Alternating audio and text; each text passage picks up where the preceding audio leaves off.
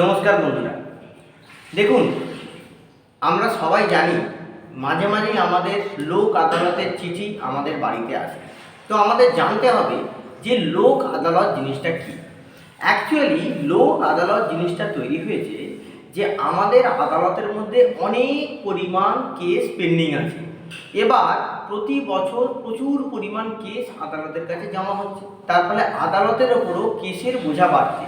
সেই জন্যেই 1987 সালে নালসা মানে ন্যাশনাল লিগাল যে বডি রয়েছে তারা কি করে, তারা লোক আদালতের কনসেপ্ট নিয়ে আসে। লোক আদালতে কি হয় না, যেগুলো পেটি কেস আছে মানে ছোটোখাটো কেস, সেই সমস্ত কেসগুলোকে সেটেল করে দেওয়া হয়। কীভাবে সেটেল করা, সেখানেতে কোনো উকিলের দরকার থাকে না, ডাইরেক্ট যে পার্টি থাকে এবং বাদী বিবাদী দুপক্ষ থাকে এবং জাজ থাকে, সেখানেতে একটা মীমাংসা করে দেওয়া হয়। এটা অনেকটা আউট অফ কোর্ট সেটেলমেন্টের মতো, কিন্তু পার্থক্যটা হচ্ছে এই জায়গাতে যে আউট অফ কোর্ট সেটেলমেন্টের মধ্যে কোনো জাজ থাকে না, কিন্তু এখানে একজন জাজ প্রেজেন্ট থাকে, তিনি জিনিসটাকে মিডিয়েট করে জিনিসটাকে মিটিয়ে দেন, যাতে করে সেটা পরবর্তীকালে একটা কেস বা আইনি সংক্রান্ত মামলার আকার না নেয়। তো এখন আপনারা দেখুন যে এই যে লোক আদালত রয়েছে, এই লোক আদালত সাধারণত কি কি ক্ষেত্রে হয়। এগুলো যেগুলো ছোট ছোট কেস আছে, পেটি কেস, মানে আপনি ধরুন টেলিফোনের বিল দিতে পারলেন না, আপনি বিদ্যুতের বিল দিতে পারলেন না, আপনার ইন্স্যুরেন্স সংক্রান্ত কোনো সমস্যা আছে, আপনি ব্যাংক থেকে লোন নিয়েছেন সেইখানে টাকা দিতে পারেননি, এই ধরনের যে জিনিসগুলো আছে সেখানেতে আমাদের লোক আদালত হয়ে থাকে। তো যে জিনিসটা হয় এগুলো সাধারণত ছোটোখাটো ফাইন্যান্সিয়াল ম্যাটারগুলোতে হয়। তো লোক আদালতেরও অনেক ভাগ আছে, কিন্তু তার মধ্যে আমরা আজকে যে জিনিসটা বলবো, এই যে ফাইন্যান্সিয়াল যে ম্যাটারগুলো আছে, অর্থনৈতিক যে ছোটোখাটো যে কেসগুলো আছে, সেই কেসগুলোর জন্য যে লোক আদালত হয়, সেখানে আপনাদের অ্যাপিয়ার করতে গেলে অনেকেরই ভয় থাকে যে আদালতে যাচ্ছি। দেখুন এখানে ভয় পাওয়ার কিছু নেই। প্রথম কথা যেটা হয়, দু ধরনের সেটেলমেন্ট হয়ে থাকে। একটা হয় ইনস্টলেশনের মাধ্যমে সেটেলমেন্ট। ধরুন উদাহরণ হিসাবে আপনার ব্যাংক থেকে লোন নিয়েছেন 3 লাখ টাকা। তো 3 লাখ টাকা লোন নিয়েছেন, কিন্তু আপনি 3 লাখ টাকা লোন পরিশোধ করেন, আপনাকে লোক আদালতে ডাকা হলো, লোক আদালতে আসলেন আপনি। তো সেখানে কি হবে, সেখানে আপনাকে একটা জাজমেন্ট দেওয়া হবে।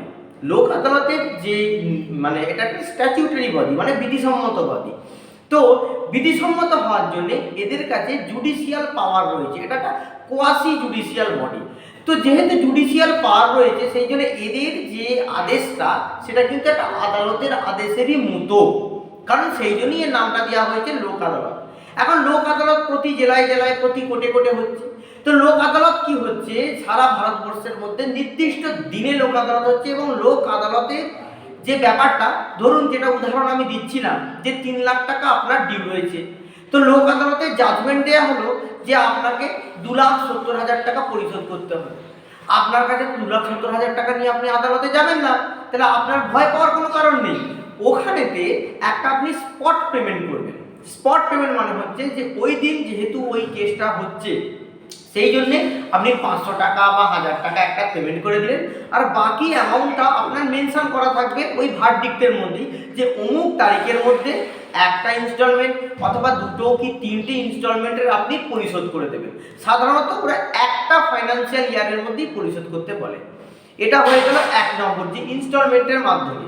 কিন্তু যেগুলো পেটি কেস থাকে, সাধারণত ইলেকট্রিকের বিল বা টেলিফোনের বিল, এই রকম কেসেতে কি হয় যে আপনার যে পেমেন্টটা, সেই পেমেন্টের অ্যামাউন্টটা প্রচুর বেশি সাধারণত হয় না। সেক্ষেত্রে কি হয় না, সেক্ষেত্রে আপনাকে স্পট পেমেন্ট করে দিতে বলে। মানে আপনি স্পটে হয়তো আপনার 2,000 টাকা হয়েছে, আপনার ভার্ডিক্ট দেওয়া হলো যে আপনি 1,800 টাকা পেমেন্ট করবেন, তো আপনি স্পটে 1,800 টাকা পেমেন্ট করে দিলেন এবং ওই কেসটা থেকে আপনার মুক্তি হয়ে গেল। এতে সুবিধা কী কী দেখুন। 1 নম্বর সুবিধা হচ্ছে যে এই যে ছোটোখাটো কেসের জন্য এখন 1,800 টাকার জন্যে যে দপ্তর আপনাকে লোক আদালতে ডেকেছে, তারও একটা লিগাল খরচা আছে। তো সে 1,800 টাকার জন্য কত বেশি লিগাল খরচা করবে। আর দ্বিতীয় নম্বর কথা, যে ব্যক্তির নামে কেসটা হচ্ছে, সেই ব্যক্তিরও 1,800 টাকার জন্য 10 বার কোর্টে গেলে তো তার 1,800 টাকা থেকে বেশি খরচা হয়ে যাবে। একবার কোর্টে যেতেই ধরুন 500 টাকা খরচা হয়ে যায়। সেখানে সেই জন্য যাতে মানুষের ভোগান্তি না হয়, হয়রানি না হয়, কেস না হয়, সেই জন্য একটা মিডিয়েট্রেসির মাধ্যমে একটা বোঝাপড়ার মাধ্যমে কেসটা মিটিয়ে না, এটাই হচ্ছে লোক আদালত। তো বন্ধুরা, এই লোক আদালতের বিষয়েতে ভয় পাওয়ার কিছু নেই। লোক আদালতে আপনারা যাবেন এবং লোক আদালতে গিয়ে এইরকমভাবে কেস মিটিয়ে নেবেন। তো আমরা যেটা সিদ্ধান্ত নিয়েছি যে পরবর্তীকালে যে যে দিন লোক আদালতের ডেট আসবে আমরা ভিডিওর মাধ্যমে বলে দেবো যে লোক আদালতের ডেট আছে। তো দেখুন, লোক আদালত টেলিফোন কোম্পানিরাও লোক আদালত করে থাকে। সাধারণত পোস্টপেড যে বিলগুলো রয়েছে সেটা আপনার ধরুন, আমি বিএসএনএল এর উদাহরণ দিয়ে বলছি। বিএসএনএল এর ধরুন ল্যান্ডলাইন বা এফটিটিএইচ এর যে ব্রডব্যান্ড কানেকশান যে ছিল বা পোস্টপেড মোবাইল, তার লোক আদালত হয়ে থাকে।